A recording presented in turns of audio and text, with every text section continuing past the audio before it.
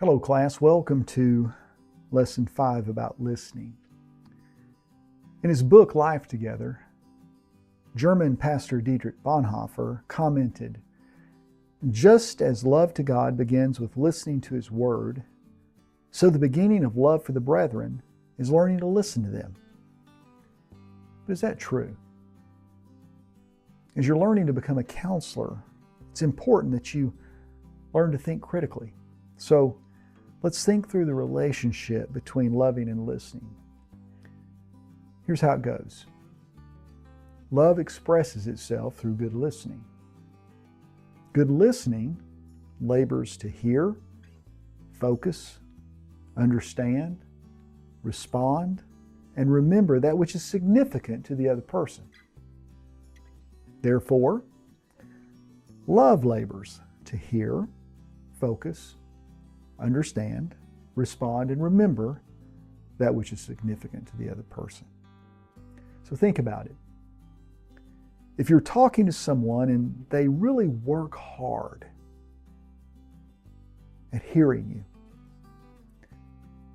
making you feel that you're the only person in the room, showing you that they're interpreting what you're saying correctly, displaying proper verbal and nonverbal behaviors, and tracking with the minute details of your story, how will it make you feel?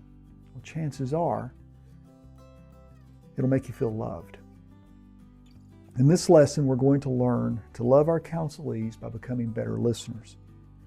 In this talk, we're going to do three things. We're going to learn three types of listening. We're going to learn the stages of listening, and we're going to learn the basic listening sequence. So let's begin with the three types of listening. There's passive listening, and this comes mostly from Kollar's book, Kollar. There's passive listening. It occurs when the listener is formulating a response while the speaker is still talking. One of the reasons people have a difficult time with names is simply because they're too busy thinking about what they're going to say in order for impression management to the person they're meeting to really take the time to reflect on what is that person's name. And that's an example of passive listening. And then there's active listening. Now, active listening is much better. It mirrors or paraphrases back to the speaker what he's just said, thus confirming for the speaker that he's been heard. And that's really good. But we're going to take that up a notch. We're going to teach and we're going to learn something called attentive listening. What is attentive listening? Well, attentive listening is active listening that validates, but it also looks for clues that may represent strengths or exceptions in the story the person is telling. That means that we're really looking for times that are going off script. Remember, people will bring you a problem, and we want to listen and we want to hone in. We really do. But as we're doing that, we're also thinking through, well, is it that way all the time, or is there something good? Now, that doesn't mean we communicate it first. Remember, this is about listening, not communicating. But we will listen to make sure that we're tracking of when the problem they're presenting is not so bad. That will help us when we set goals and things like that in the future, a little bit further on. So let's talk about what Kollar uses as what he would call the stages of listening. The first, he says, is feeling heard. It's almost like you're communicating in the conversation. I hear you. I got you. I hear you. Demonstrating fit is what I get you. Yes, I get that. You're with them. You're in it with them. So there's feeling heard, helping them feel heard. And then there's demonstrating fit, like you really are tracking with them. And then there's encouraging feedback. What you're communicating non-verbally in most instances is, I'm for you. Then what happened? Really? Wow, okay. So encouraging feedback, I'm for you. And then we're looking for clues to ourselves. We're looking for those exceptions in the troubling story that may lead to a path into a transforming story as counselors. And then we simply are patient, and what the last stage of the listening cycle, or the listening, would be awaiting an invitation. It's almost like you're communicating, I'm ready when you are. So we want to help them feel heard. We want to demonstrate fit. We want to offer encouraging feedback. We want to look for those clues, the exceptions, those little grace moments that are sprinkled in their story. And then we're waiting an invitation for our turn to share, to reflect back what we've gotten from them. Now, this next part we're going to talk about is very important in that it is a cycle or a sequence that occurs several times in a counseling session almost. And I call it the basic listening sequence. But and it's real simple, but it's hard to do. First of all, before we get into that cycle, there's something we call attending behaviors. That's where we are sitting with the person in a culturally appropriate way. If I'm working with a person from a shame-based culture, I'm not going to have excessive eye contact, for instance. I'm going to have a proper distance as far as personal space goes. I'm going to speak at a level that is inviting, warm, genuine, authentic without scaring them off or without offending them in some way. So that's what I mean by attending behaviors. Collar or Ivy says this: individually and culturally appropriate verbal and nonverbal behavior in the interview is central to the helping process. Culturally appropriate eye contact, vocal tone, body language, that kind of thing. This demonstrates that you are listening and encourages the client to talk freely. So your therapeutic stance toward them is one of openness and, hey, how can I help kind of thing. And that's what we mean by attending behaviors. Now, let's talk then about the cycle itself. And it kind of gets kicked off in what I would call an open invitation to talk. Okay, we'll start it here. An open invitation to talk. That's kind of what gets it all kicked off, right? And that's just simply, hey, what brings you in today?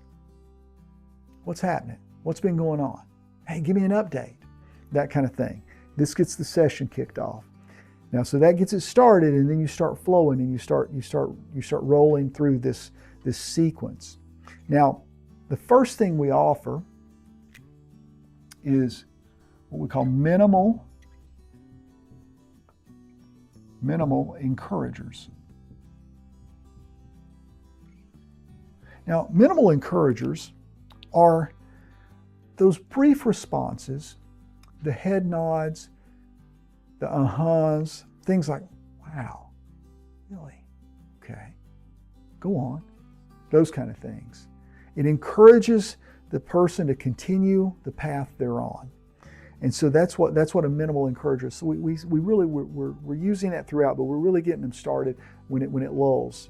We get them to do that. Now then, as the story starts to unfold, we then encourage through reflecting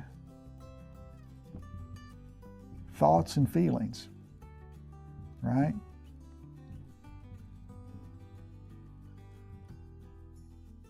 Of the person as they tell the story. Wow, okay. That's a minimal encourager, but you're looking underneath the client's concerns. What I'm hearing from you is, that was really scary. I'm not really making an interpretation. I'm just empathically connecting with them by reflecting back thoughts and feelings. Then is that kind of, to clarify that I've got that right, I'm going to do something called paraphrasing.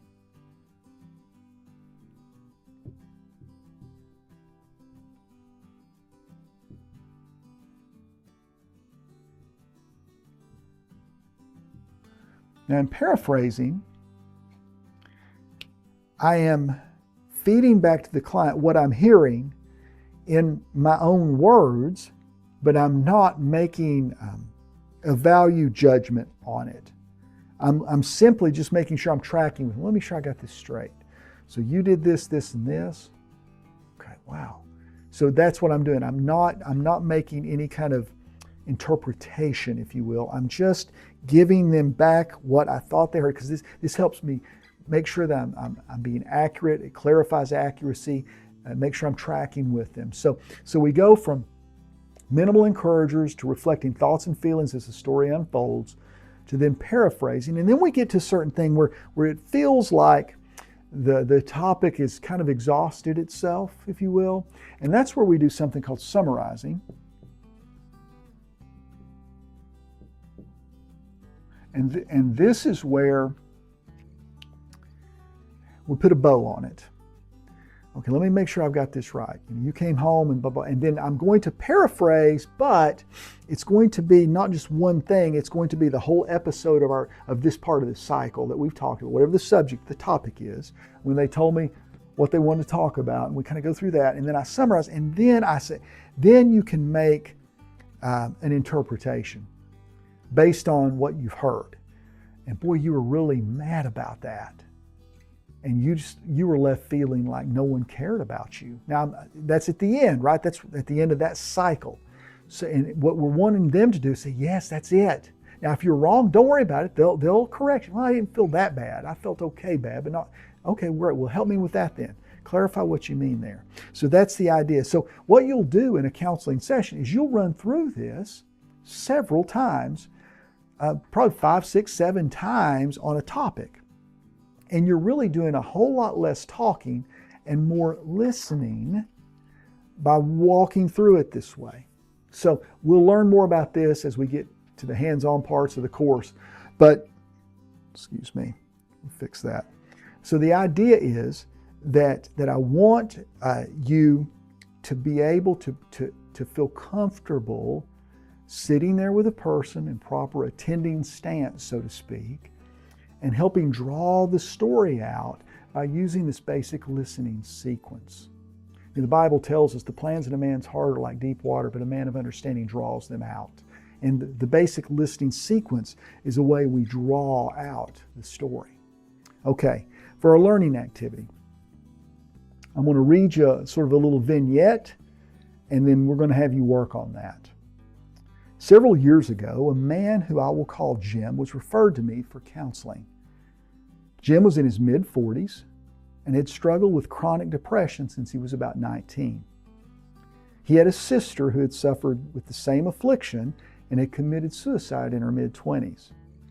As I worked with Jim, I felt as though I was playing the carnival game whack-a-mole. Every time I fixed one thing, something else would pop up. So something would come up, boom, up, boom, and that's how it went. Jim and his wife, Diane, were faithful members of our church, and they were well liked by everyone.